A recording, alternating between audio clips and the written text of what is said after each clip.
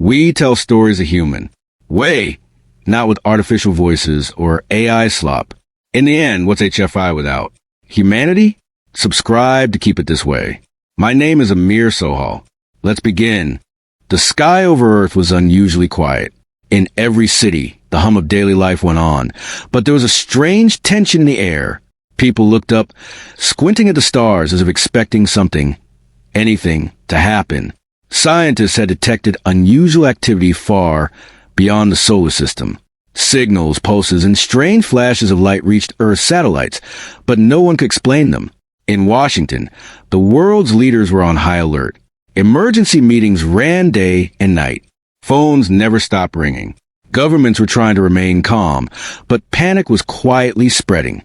People whispered in crowded streets about the coming threat. Rumors of alien invasion circulated. Some laughed them off as conspiracy, but deep down, everyone felt unease. Then, without warning, the first message arrived. It wasn't sent to any one country, not even to humanity as a whole. It was broadcast into every channel, every frequency, every device that could receive it. The voice was clear, cold, and unyielding. Humans, you have 7 days to surrender. Resistance is futile. Submit or be destroyed. The message repeated again and again. Panic swept the globe. News channels ran nonstop coverage. People screamed, cried, and ran. In major cities, streets were jammed with terrified civilians. Governments declared emergency measures. The military was mobilized. Jets took off from air bases. Ships moved to patrol the oceans. Satellites were readied for defense. Despite all the preparation, something strange happened. The aliens did not attack. There were no missiles fired, no beams of energy, no overwhelming wave of destruction. The first 24 hours passed. Silence. Terrifying silence. In New York, a young scientist named Dr. Elena Ramos stared at her computer screen. She had been tracking the signals for days, trying to decode them. She was a brilliant mind, but even she had no idea what to make of the silence. "They're waiting," she whispered to herself. But for what? Her assistant, Mark, looked anxious. Maybe they're testing us, seeing how we react. Maybe that's their strategy. Elena shook her head. "I don't know. I don't know. It doesn't make sense." In a small home in rural Kansas, a father held his child tightly as news of the alien message spread. Tom Sanders, a simple man who had never paid much attention to world events, now found himself panicking. 7 days in silence, he muttered. What kind of monsters wait in silence? Even governments couldn't make sense of it. Military leaders argued over every decision. Should they fire first? Should they try to communicate? Should they surrender immediately? The world was divided, fear running through the veins of every person alive. As day one progressed, stories began to surface. People had gone outside, reported strange flashes of light in the sky. Shadows moved in ways that didn't make sense. Animals behaved oddly. Birds refused to fly. Dogs growled at empty spaces. The atmosphere itself seemed heavy, as if the world was holding its breath. In the United Nations headquarters, leaders gathered for an emergency session. The screens showed maps of the approaching alien ships. They were enormous, massive beyond imagination, hovering silently above the Earth's major cities. No one dared approach. No one dared fire. Ambassadors spoke frantically. Some argued for surrender, claiming that humanity had no chance. Others insisted that fighting back was the only choice, even if it meant certain death. Tensions rose. Voices shouted over one another. Meanwhile, in a small research lab beneath the mountains of Switzerland, a team of scientists made a chilling discovery. The signals the aliens had sent weren't just words. They contained a frequency that seemed to interact with the human brain. People who heard it reported sudden anxiety, intense fear, and hallucinations. Dr. Elena Ramos received the data instantly. Her eyes widened in horror. They're manipulating us. This silence, it's not empty. It's filled with something we can't even see. Back in the streets, ordinary people were starting to notice. Phones rang with strange static. Cars stalled without explanation. Even electricity seemed unstable. It was as if the aliens' presence was bending reality itself. By the evening of the first day, The world was in chaos. Cities went into partial lockdown. Families barricaded themselves in homes. Some chose to flee, traveling aimlessly, hoping to escape the invisible threat. Others prayed, begging for salvation. In New York, Elena worked tirelessly in her lab. Her hands trembled as she analyzed the signals. Mark, exhausted, tried to rest but couldn't. "We're running out of time," he said. They said 7 days. We're still on day 1. Elena shook her head. It's not about time. It's about understanding them. We can't fight what we can't understand. And right now we understand nothing. As night fell, the sky seemed to darken unnaturally. The stars vanished behind a thin, shimmering veil. People reported a strange feeling, a pressure in their minds, as if they were being watched by something vast and powerful. Sleep became impossible. The world was united in fear, every person feeling the weight of the unknown. Meanwhile, military satellites detected movement above the Earth. Something large and slow passed across the globe, but cameras couldn't capture it properly. Radar signals fluctuated. Scientists were baffled. Nothing in history, nothing in science could explain what they were seeing. Families huddled together in shelters. Children cried, asking questions their parents couldn't answer. Parents tried to soothe them, but fear was contagious. Even the bravest soldiers admitted they felt a chill they had never known. By the end of the first day, the world had changed. Humanity realized that the threat wasn't just physical, it was psychological. The aliens weren't attacking yet, but the pressure, the fear, and the silence were already killing morale. Elena sat at her desk, staring at the signals. She knew that the next 6 days would be even worse. Every day would be filled with tension, terror, and uncertainty. But she also knew something else. Humans had a choice. They could surrender immediately and hope for mercy, or they could stand together and face the unknown, even if it meant certain death. Outside, the city lights flickered. Somewhere in the distance, a siren wailed. People looked up at the sky, hearts pounding. The massive alien ships hovered silently, unmoving. It was a terrifying reminder that the world had changed forever. The first day had passed. 6 more days remained, and humanity was only beginning to understand the cost of silence. In homes, in streets, in offices, in labs, one thought ran through every mind. What are they waiting for? The answer was unknown. But one thing was certain. Nothing would ever be the same again. Day 2 dawned over the earth like a thin veil of fear. The streets were quiet, almost unnaturally so. People had stopped talking loudly, stopped moving freely. Every city, every village, every town seemed to hold its breath. Even the wind seemed softer, quieter, as if it feared disturbing the giant shapes hovering above the world. From space, the alien ships remained motionless. They were enormous, dark, and shimmering with a strange light that no human technology could explain. Radar and satellites confirmed the impossible. There was no sign of energy weapons, no atmospheric disturbance, nothing except silence. In Geneva, the United Nations Emergency Council gathered again. The atmosphere was tense, the room filled with whispers and muffled arguments. Ambassador Liang Wei of China slammed his hand on the table. We cannot wait. Every second they hold above us is a second closer to something. We must act. General Robert Kane, leader of the UN's military coalition, shook his head. We don't know what we are facing. You fire a missile, and it could be the end. They may not even need to fight. The silence is their weapon. Outside, ordinary citizens were beginning to feel the effects of that invisible weapon. Anxiety gripped their minds like a vice. People walked the streets nervously, glancing upward, imagining shadows moving on the buildings, imagining shapes in the sky that weren't there. In hospitals, psychologists were overwhelmed. Panic attacks, insomnia, nausea.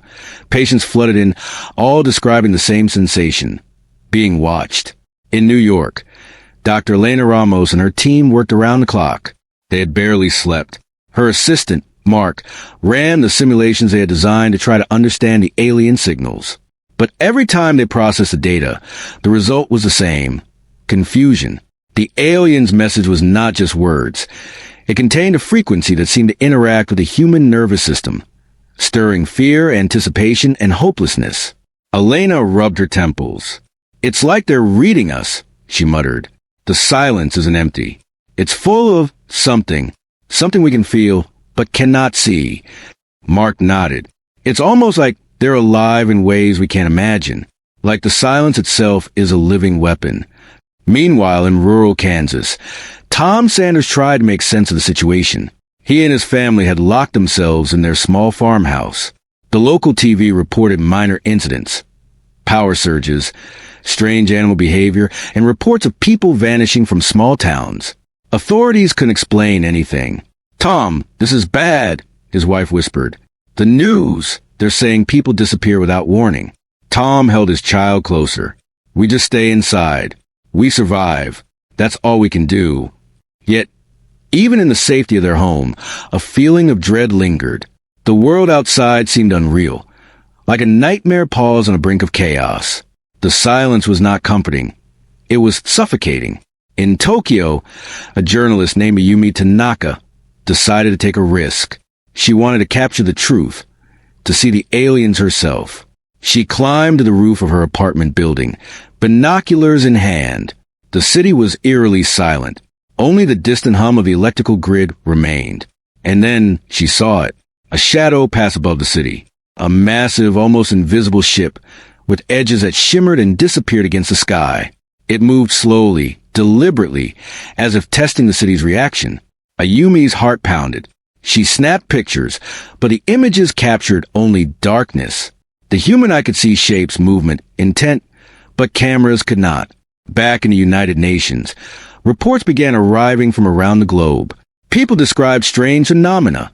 Birds fly erratically and then vanishing, marine life fleeing the oceans, livestock behaving like prey, sensing an unseen predator.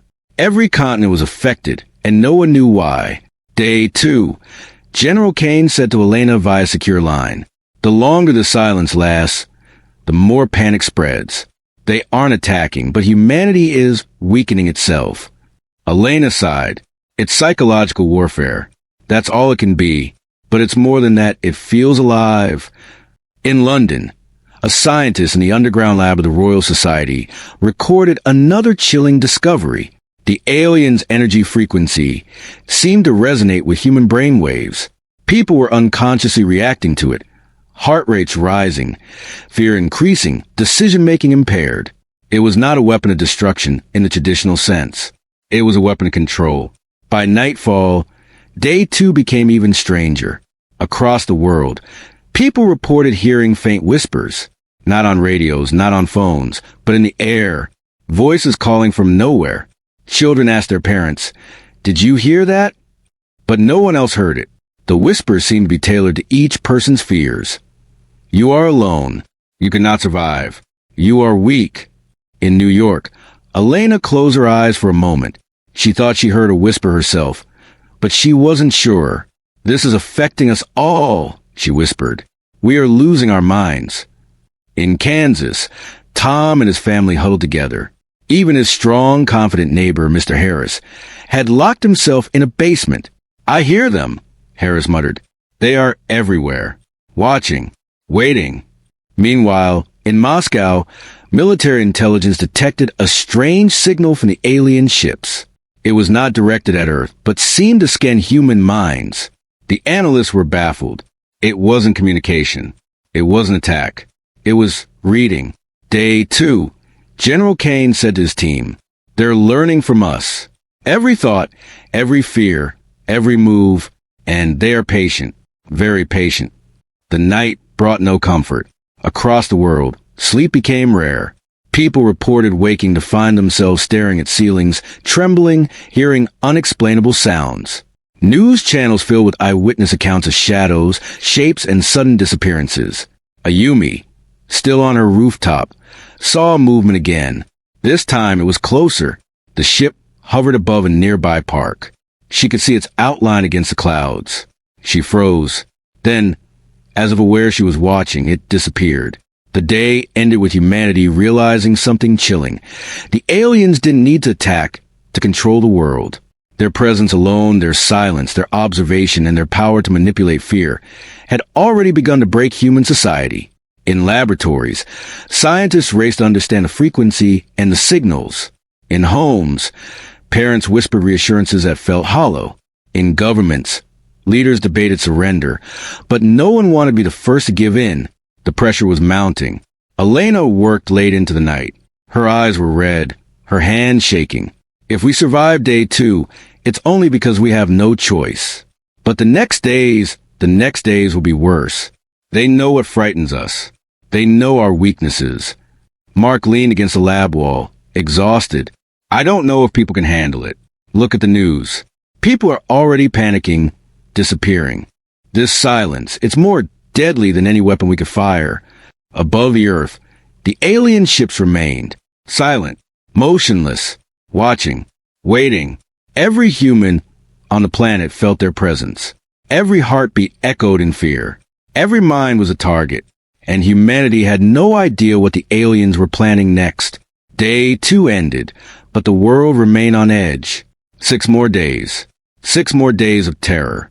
6 more days of silence that screamed louder than any explosion. The aliens did not attack, but they did something worse. They made the humans face their deepest fears. And as the world slept fitfully, one thought ran through every mind. What will day 3 bring? No one knew, but everyone feared it. Day 3 began, and the world was no longer the same. Silence hung over the earth like a heavy fog. Even the birds seemed afraid to sing. Streets were nearly empty. Cities that were once bustling with life felt abandoned. People stayed indoors, peering nervously out windows, listening to the faint hum of the alien ships that hovered above. Dr. Elena Ramos worked tirelessly in her lab, her team growing more exhausted by the hour. They had barely slept. Mark, her assistant, rubbed his eyes as he stared at the monitors. They're doing something, he said quietly. I can feel it, the way people react. It's like a storm in their minds. Elena nodded grimly. Day 3. They've learned our patterns. They've learned fear, and they're testing it. Meanwhile, reports flooded in from around the world. In Tokyo, residents saw shadows moving in the sky, massive shapes that defied logic. Cameras captured nothing, but eyewitnesses swore they were real. In London, animals behaved erratically. Dogs growled at invisible threats. Birds fled in strange formations, leaving the skies empty and quiet. In the oceans, fish swam in chaotic patterns, and whales sounded mournful cries that echoed across the seas. In rural Kansas, Tom Sanders noticed something terrifying. His livestock, usually calm, were panicked. Cows bellowed endlessly. Horses kicked at the fences, and the family dog cowered in the corner. Tom tried to reassure his family. It's just stress, it's just animals, he said, but his voice trembled. He did not believe his own words. Across the world, strange disappearances increased. People vanished without a trace. In some cases, the only evidence left was a strange shadow or an unexplainable temperature drop. Governments could not respond fast enough.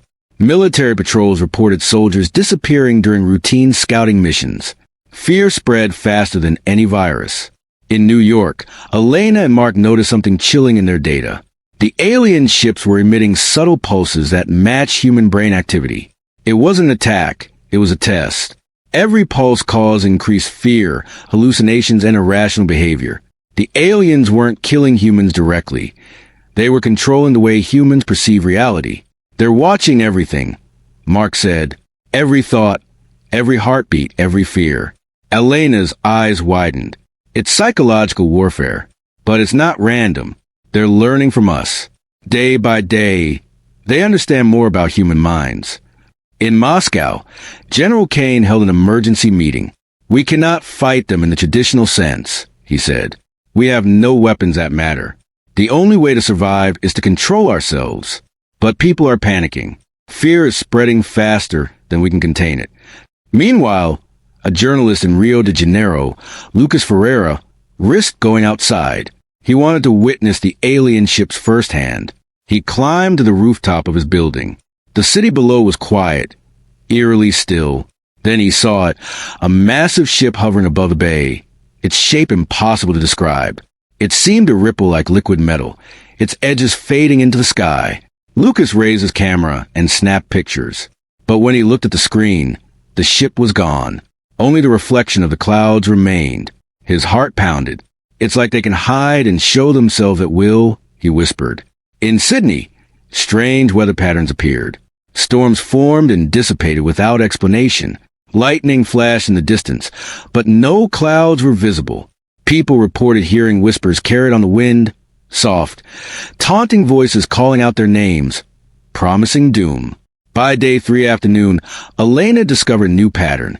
The aliens were influencing humans indirectly through subtle environmental changes. Lights flickered, electronics malfunctioned, shadows moved in unnatural ways. Even nature was complicit in spreading fear. "They're everywhere," Elena whispered to Mark. "Not just in the sky, not just in the cities, even in the forests, in the animals, in the weather. They are all connected to them." Mark swallowed hard. "And they're learning. Every day, every reaction. We don't even know what they want yet." In London, a small group of civilians tried to flee the city. They traveled through deserted streets, only to discover signs that frightened them even more. Cars were abandoned, doors were open, and strange symbols were painted on walls. Some of the group began to panic. One woman screamed at a shadow she thought was following them, but when they turned, there was nothing. Meanwhile, in New York, Elena's lab received a chilling transmission. It was a video from an unknown location showing a soldier disappearing into thin air while on patrol. One moment he was standing, the next gone. No trace, no sound, nothing. The only evidence of his existence was his last heartbeat recorded by his suit sensors. "This isn't just fear," Elena said, her voice trembling. "This is power. They can take people without a weapon, just by observing." In Rio, Lucas noticed something even stranger. As the sun set, the alien ship above the bay began to shimmer differently. It pulsed with light, and for a moment, the entire city felt paralyzed. People could not move, could not speak, could barely breathe. It lasted only a few seconds, but it was enough to terrify thousands. The military theorized that the aliens were harvesting human emotions. Every fear, every panic, every desperate action was feeding something unknown. It was as if humans themselves were part of an experiment. In the United States, Tom Sanders felt the weight of the world in his small farmhouse. The news reported that entire towns had vanished. People feared leaving their homes. Even communications were unreliable. Phones went dead, radio signals distorted, internet went in and out. The world felt isolated, trapped in a nightmare of silence and invisible observation. Elena continued to analyze data. She noticed that people who showed courage or attempted to act collectively were less affected by the alien frequency. "It's like they're testing humanity's spirit," she told Mark. "Those who act bravely may survive. Those who panic don't stand a chance." As night fell on day 3, the alien ships remained in their positions, colossal shadows against the sky. People reported hearing whispers again. Personalized, mocking, terrifyingly accurate to each person's deepest fears. Some whispered threats. Others promised death. And still, humanity was powerless to stop them. In Tokyo, Ayumi Tanaka captured a glimpse of something remarkable. A group of children, playing despite the fear, seemed unaffected by the alien presence. The ships above pulsed, but their laughter echoed in defiance. It was the first sign that fear was not absolute, that courage could resist. In Moscow, General Kane concluded his briefing with grim determination. Day 3 proves it. They don't attack. They don't destroy with weapons. Their power is fear, and they are patient. The next days will be worse. Our only hope is to survive their tests. In homes, labs, and streets across the world, one realization spread slowly but surely. The alien's true weapon was not firepower. It was terror, silence, the unknown, the ability to invade human minds and manipulate emotions without touching a single person. And humanity had only 3 days left to endure it. Elena stared at her monitors, exhaustion etched on her face. Mark beside her whispered, "Dave, will we even make it?" She shook her head, her eyes full of determination. "We have to. If we give in now, we lose everything. We must hold together. We must stay strong. That's the only way to survive this silence." Outside, the alien ship shimmered in the night sky, unmoving, observing. Every light in the cities reflected off their metal-like surfaces. Every heartbeat on Earth was counted, every fear recorded. Day 3 ended, but terror had only deepened. Humanity had survived another day, but at what cost? The world was fraying under pressure. The aliens didn't need to fire a single shot. They had already begun to break the human spirit. And as the stars flickered above, one truth became horrifyingly clear. The aliens were not here to conquer with violence. They were here to test. And not everyone would survive the test. Day 4 began, but it felt like the world had already aged a century. The cities were eerily silent. Streets were empty. Windows reflected the cold, metallic shapes hovering above. Humanity had survived 3 days of terror, but the strain was showing. Dr. Elena Ramos stared at her monitors, exhausted but focused. The alien frequency was stronger than ever. Their patterns had become more sophisticated. They were learning not just from human reactions, but from human thoughts, human emotions. Every panic, every fear, every act of courage was observed, recorded, and analyzed. Mark leaned against the lab wall, rubbing his temples. Day 4, he whispered. It feels worse than day 1. People are collapsing under pressure. Look at the news. Mass hysteria everywhere. Cities are half empty. Governments are barely holding together. Elena didn't respond. She was already running simulations, trying to predict the aliens' next move. They aren't attacking yet, she said finally, but they're pushing us to the edge. And the edge is where we make mistakes. In Tokyo, journalist Ayumi Tanaka noticed something strange. People were not just scared, they were becoming irrational. Neighbors turned on each other. Families argued violently. Entire communities fractured. Fear was spreading faster than any virus. But there were exceptions. Small groups of humans began organizing. They shared resources, protected one another, and resisted panic. Elena's data showed a clear pattern. Those who acted bravely were less affected by the alien psychological influence. Courage seemed to shield them. Meanwhile, in New York, Lucas Ferreira recorded his own footage of the alien ships. They were enormous, shimmering with colors he couldn't name. From a distance, they seemed motionless. But every now and then, subtle movements made him realize the ships were alive, or at least aware. His camera picked up nothing, but his heart and mind felt the presence. Back in Kansas, Tom Sanders noticed that even his own neighbors were changing. People he had known for years were acting strangely. One man screamed at the sky, claiming the ships were talking to him. A young girl refused to leave her room, whispering prayers to invisible beings. Fear had invaded every home. In the United Nations, General Robert Kane held a global meeting via secure link. Dave confirms it, he said grimly. The aliens do not need to attack with weapons. Their silence, their observation, it is their weapon.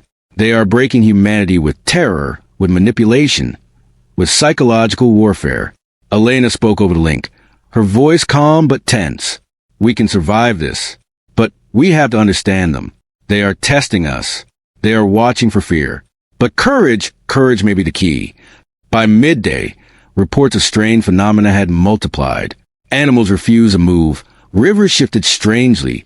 Lights flickered, and unexplainable shadows appeared in homes and streets. Some claimed to see their loved ones disappear in front of them, only to find they had never existed. The aliens were blurring reality, making humans question what was real and what was illusion. Lucas, standing on a rooftop in Rio, saw a massive pulse of light radiate from one of the ships. The city below went still. People froze mid-step, mid-breath. Hearts raced. Panic surged, then subsided. It lasted only minutes, but it left the city shaken. It was as if the aliens were testing reactions, measuring fear, evaluating human limits. Elena realized something chilling. They are feeding on fear, she whispered to Mark. But not just individual fear. They are assessing collective fear. Communities, cities, nations. How humans react as a group matters to them. They are judging humanity itself. In London, Ayumi noticed a strange occurrence. A small child laughed despite the terror surrounding them. The child's laughter was pure, innocent, defiant. For a moment, the alien pulse above the city seemed to pause, almost hesitant. It was the first time anyone had seen a visible effect of courage on the aliens. In Moscow, General Kane issued strict instructions. People must unite. Fear is the weapon. Courage is the shield. Everyone must resist panic. Humanity's survival depends on it. As day 4 ended, the world was teetering on the edge. Humans were exhausted, terrified, and questioning everything they knew. But small pockets of resistance showed promise. Communities that supported one another were less affected. Brave individuals inspired hope. Humanity had a choice: surrender to fear or rise against it. Day 5 began with unprecedented horror. The aliens' presence intensified. Shadows stretched unnaturally. Time seemed distorted. People reported seeing themselves in places they weren't, hearing voices calling them from empty streets, seeing future events that hadn't yet happened. Reality itself had become unreliable. Elena realized the aliens were testing perception, not just fear. They wanted to know if humans could maintain rational thought under extreme psychological pressure. "It's like they're trying to rewrite our minds," she whispered. Day 5 will be the real test. By day 6, humanity was fracturing. Governments struggled to maintain order. Entire cities were in chaos. People abandoned homes, families separated, and panic reached new heights. But still, some resisted.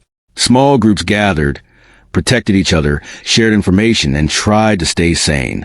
In Kansas, Tom Sanders and his neighbors organized. They shared food, took turns watching the skies, and comforted children. "We can't give up," Tom said. "If we lose hope, we're done. If we fight fear, maybe we survive." In New York, Elena monitored the global network of observations. She saw the same pattern everywhere. Communities that acted bravely resisted hallucinations, manipulation, and fear. Those that panicked were lost. The aliens were clear. They were evaluating strength, unity, and courage. Finally, day 7 arrived. The tension was unbearable. Humanity waited, hearts pounding, eyes fixed on the sky. The alien ships hovered above major cities, massive and immovable, as if daring humans to act. People feared movement, feared speaking, feared thinking. Every breath felt like defiance. Elena's lab buzzed with nervous energy. "This is it," she said. "The final day. Everything we've endured, everything we've learned, it comes down to the day." Mark nodded. "Do you think they'll attack? Or is this the test?" Elena swallowed hard. "I don't know. But whatever happens, we must show strength, unity, courage. That's the only way humanity survives this." Across the world, brave acts began to emerge. Communities held joint prayers, shared food, and protected one another. Children played, defying the oppressive fear. People laughed, cried, and faced the unknown together. Humanity had realized the key. Fear was a weapon. Courage was a shield. Then, at the end of the day, the aliens communicated, not with weapons, not with attacks, but with a single broadcast, clear and resonant. "We have observed.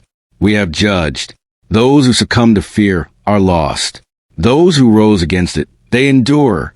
Humanity is remarkable.